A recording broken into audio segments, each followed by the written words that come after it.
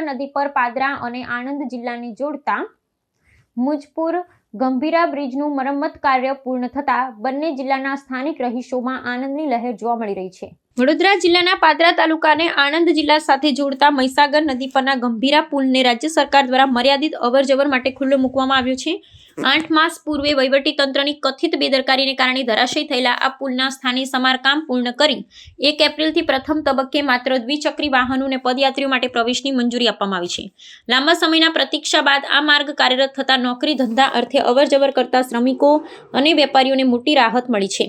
માર્ગ અને મકાન વિભાગ દ્વારા વર્તમાન પુલની સમાંતર જ એક અત્યાધુનિક નવા પુલનું નિર્માણ કાર્ય પૂરજોશમાં ચાલી રહ્યું છે। જૂના પુલ પર ભારે વાહનોના પ્રવેશને કારણે સર્જાતા જોખમને નિવારવા માટે તંત્ર દ્વારા લોખંડના અવરોધક સ્થાપિત કરવામાં આવ્યા છે, જેથી માત્ર નાના વાહનો જ પસાર થઈ શકે।